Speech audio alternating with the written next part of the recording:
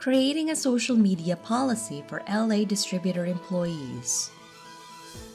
Courtesy of FPA Technology Services Guide, How COOs at Los Angeles Distributors and Manufacturers Get More Done.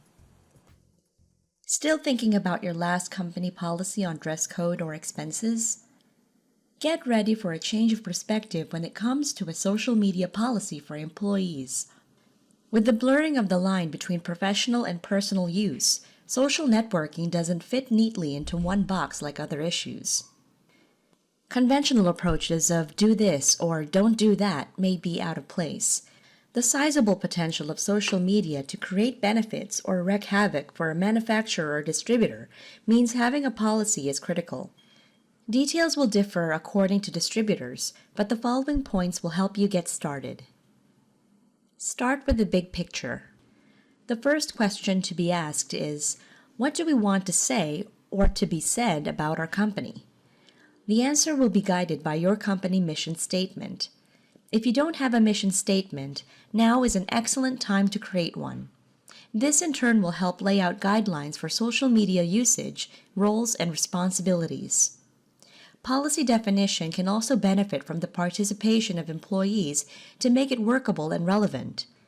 If you decide, as some enterprises do, to define two social media policies, one on professional use, the other for personal use, then getting employee input makes even more sense.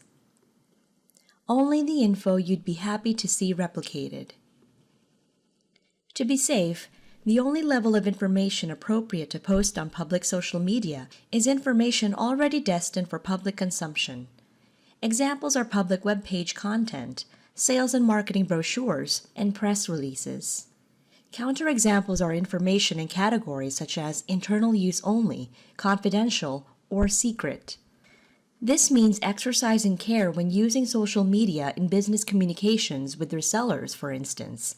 As a general principle, avoid putting information on your publicly accessible pages, blogs, or microblogs that you would not want to see echoing until the end of time in cyberspace. Be cautious when seeking to impose rules.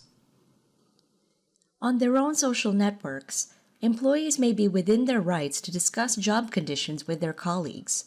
The National Labor Relations Act protects the rights of employees to organize, whether the communications medium is online or offline. Legal advice from a professional with experience specifically in social media is recommended. This should alert you to any obligations on your company concerning your employees or on your employees themselves, observing copyright of third-party content, for instance, when using social media in relation to company matters. See what other companies are doing. Another enterprise's social media policy for employees can help generate ideas and avoid omissions. It is unlikely that another company's approach will exactly fit what you need, but look at how specific or flexible they are about what to do or not to do, and whether their tone is formal or friendly. See how they handle things like asking employees to use disclaimers if they post their opinions on their own social networks. Ask your social media team for their opinions on such policies too. You may well learn about what not to do for your distributor social media policy, as well as identifying best practices it would make sense to adopt.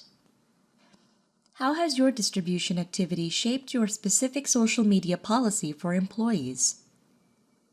Tell us about your approach in the comments box below.